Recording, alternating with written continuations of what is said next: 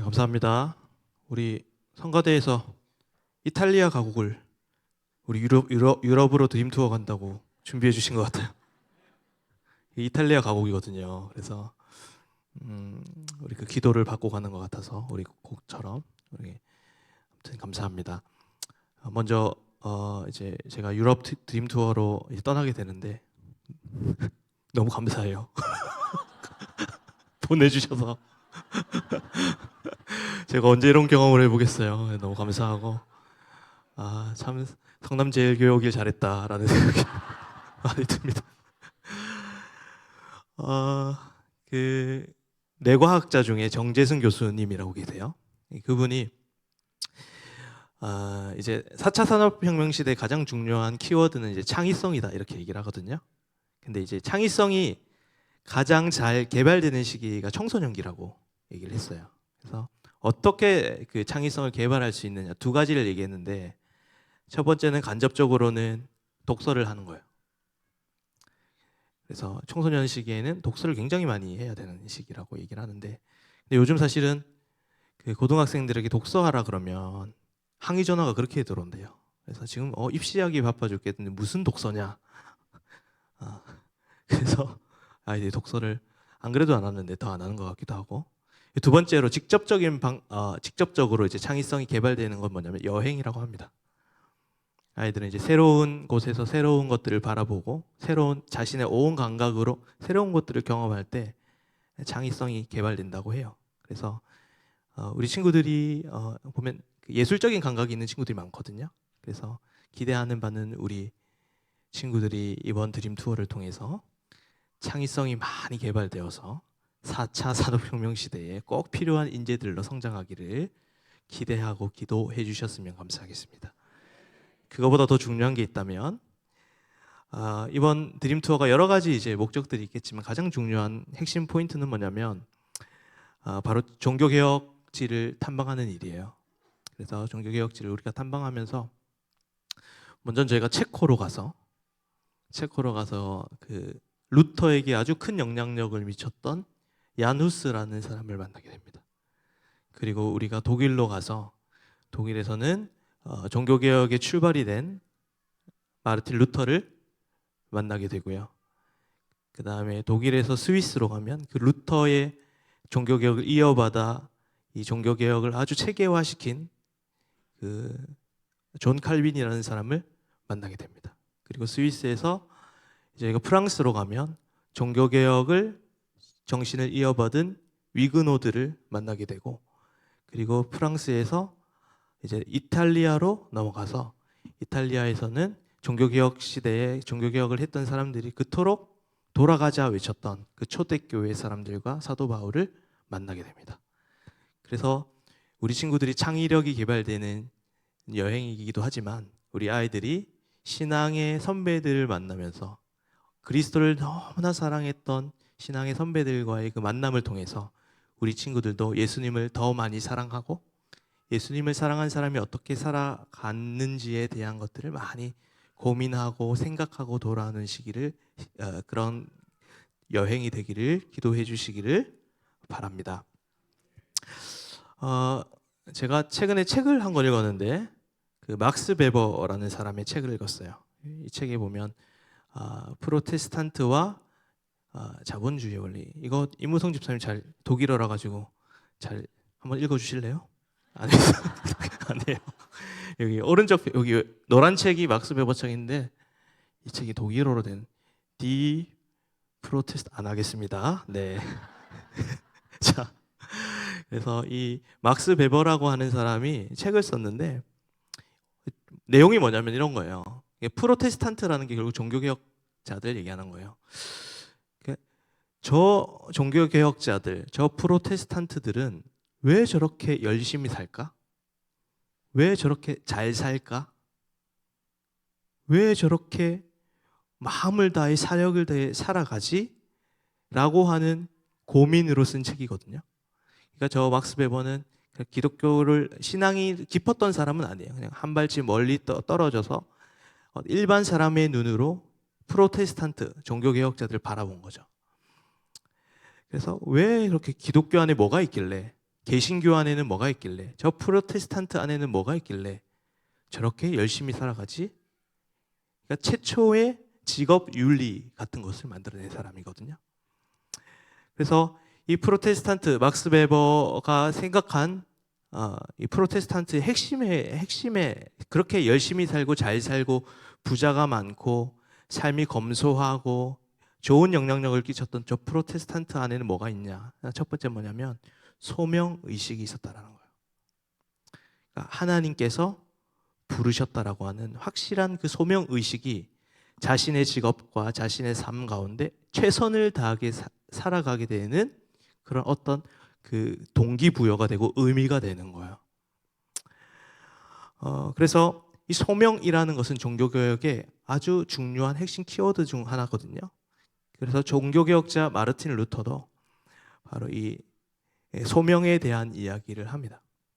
그래서 사실은 중세 시대에만 해도 어떤 직업에 대해서 성속이 이렇게 나눠져 있었어요. 그러니까 교회 안에서 교회 일을 섬기는 사람은 이렇게 성스러운 영역이고, 교회 밖에 있는 사람들은 세속적인 그런 직업이다, 이런 식의 것들이 있었는데, 이제 그 마르틴 루터가 와서 그렇지 않다, 성경에는 모든 직업은 거룩하다라고 나와 있다라고 얘기를 하면서, 그래서 이 마르틴 루터는 좋아하는 한 화가가 최후의 만찬이라는 그림을 한번 이렇게 리셋해서 그려주는데 한번 띄워주시겠어요? 요건데 최후의 만찬인데, 이거는 사실 12제자가 아니라 한 사람 한 사람 다 다른 직업을 가지고 있는 사람이에요.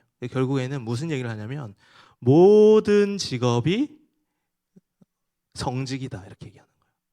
우리가 성직자라고 하는 보통 목회자를 많이 생각하잖아요. 그러면은 제가 만약에 양지훈이라는 목회자가 성직이라면 여기 계신 모든 성도님들도 성직자예요. 만약에 평신도라는 말 많이 쓰죠. 여기 계신 성도님들이 평신도라면 여기 있는 저도 평신도입니다. 무슨 말씀인지 알겠죠? 그러니까 모든 직업은 성직이다, 하나님이 주신 성직이다라는 것을 이 그림 한 장에 표현했습니다. 예전에 제가 들었던 노래 중에 아마 아시는 분들이 많아요. 이런 노래 혹시 아세요? 누구네 아버지는 똥 퍼요, 이런 노래 아세요? 아시나요? 누구네 아버지는 똥 퍼요 하면서 애들을 놀릴 때 그렇게 얘기를 하거든요. 노래를. 똥 퍼는 직업을 이렇게 가진 친구가 막 놀려요. 그러니까 그 누구네 아버지는 똥 퍼요라고 하는 그 노래 속에 담긴 게 뭐냐면, 이 똥 퍼는 직업이 좀 비하하는, 그 똥 퍼는 직업에 대한 비하적인 천하다, 뭐 이런 그 의미가 담겨 있는 거예요. 근데 전혀 성경적이잖아요. 그러면 여기서 설교를 하는 저는 거룩하고 이렇게 변을 퍼시는 그분은 천한가? 그 전혀 성경적인 게 아니라는 거죠. 루터의 생각에 의하면 그분도 성직이에요. 그래서 기독교의 정신은 뭐냐면 도리어 그분이 이게 제가 얘기해서 죄송한데 똥을 잘 퍼는 거예요. 흘리지 않고 최선을 다해서 죄송합니다. 그 일을 소명의식을 가지고 아주 열심히 그 일들을 하나님이 부르심이라고 생각하고 열심을 내어서 그 똥을 퍼는 일을 열심히 최선을 다하는 것, 그것이 거룩함이라는 거예요. 그 직업 자체는 다 거룩하거든요. 그죠? 아무리 저 거룩한 일하고는 설교도 목회자의 그 일을 소명의식을 가지고 하지 않는다면 이것도 거룩한 일이 아니라는 거예요. 그러니까 이것을 캐치를 해낸 거예요. 이 막스 베버라고 하는 사람. 저 사람들 중에는 뭔가가 있다. 왜 저렇게 열심히 살아가지? 뭐 때문에 저렇게 최선을 다해 살지? 그 마음에는 뭐예요? 하나님이 주시는 그 부르심, 소명의식이 있었다라는 거예요. 그 소명의식이 열심히 살게 되는 배경이 되는 거예요. 우리 친구들을 보면 요즘 친구들은 직업 자체에 관심이 많아요. 내가 어떤 직업을 가지고 싶다, 어떤 대학을 가고 싶다, 이렇게 하거든요. 근데 그걸 부르심이라고 생각하지 않아요. 내 노력이라고 생각하죠. 그러니까 뭐냐면 자기가 부족해서 그렇게 갔다고 생각하니까 거기서 공부하는 것이 하나도 의미가 없어지는 거예요.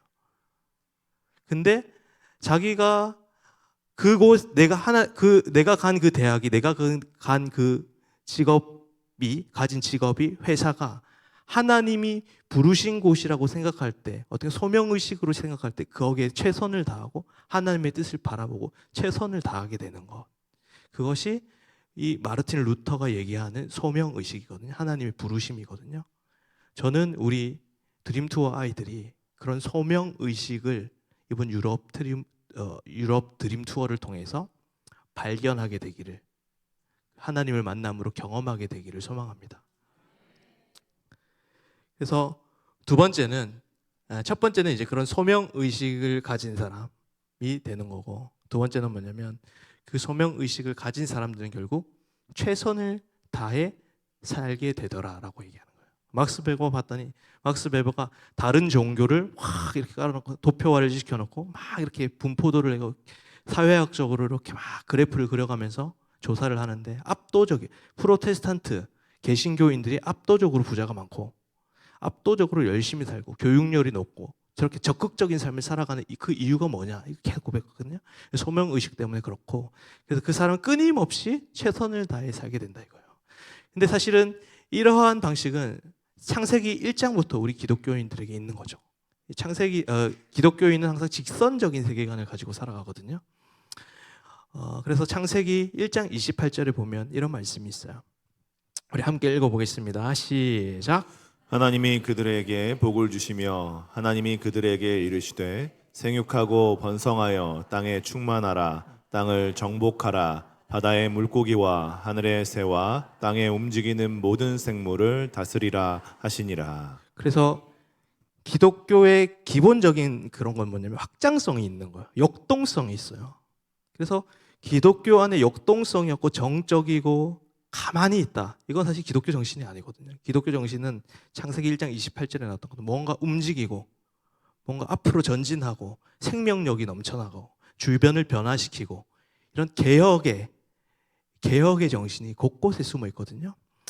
그래서 여러분 창세기서에 보면은 그 창세기 에덴 동산으로부터 시작해요. 그죠? 근데 요한계시록 끝을 가면은 그 동산이 뭘로 변했냐면 성으로 변해 있어요. 발전했죠. 그죠? 그래서 계속해서 발전하는 것이 기독교의 기본 정신이에요. 그게 사실은 뭐 정복하고 이렇게 뭔가 억압하고 이런 게 아니라 기본적으로 기독교 안에는 계속해서 역동하는 힘이 있는 거예요. 그런데 이제 죄가 들어오면서 그 방향들이 자꾸 왜곡되기 시작하고 딴 길로 가기 시작하는데, 그래서 이 성경 전체에서 얘기하는 두 가지 그 개혁의 키워드는 뭐냐면, 첫 번째는 이렇게 완성을 향해 나아가는 것과 두 번째는 잘못된 것을 이렇게 바로잡는 것, 그것이 기독교의 힘입니다. 그렇기 때문에 소명의식 가지는 사람들은 자신의 직업 가운데 계속 확장해 나가고 주변을 변화시켜 나가는, 오늘 우리가 읽은 본문처럼 세상의 빛이다 라고 하는 것이 그 말씀이라는 것이죠. 그래서 1641년 종교개혁 이후에 청교도 목사인 토머스 케이스라는 하는 목사님이 이렇게 얘기를 해요. 종교개혁이라는 것은 모든 사람, 모든 장소, 모든 직업을 개혁하는 것이 보편적인 것이 되게 하는 것입니다. 대학을 개혁하고 도시를 개혁하고 규례를 개혁하고 하나님에 대한 예배를 개혁해야 합니다.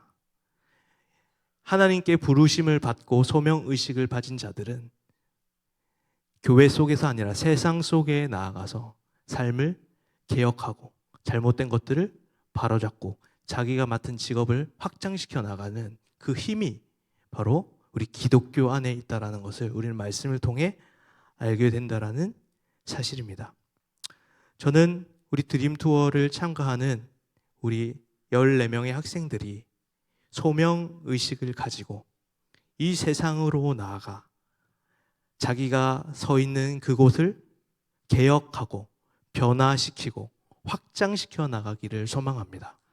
그래서 음악계를 변화시키고 건축계를 변화시키고 과학계를 변화시키고 정치계를 변화시키고 예술계를 변화시키고 경영계를 변화시키고 수많은 영역에 있는 곳에 들어가서 세상을 변화시켜 나아가는 이 시대에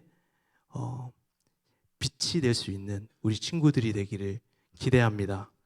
우리 드림 투어 친구들 기대합니다. 기대한다고요.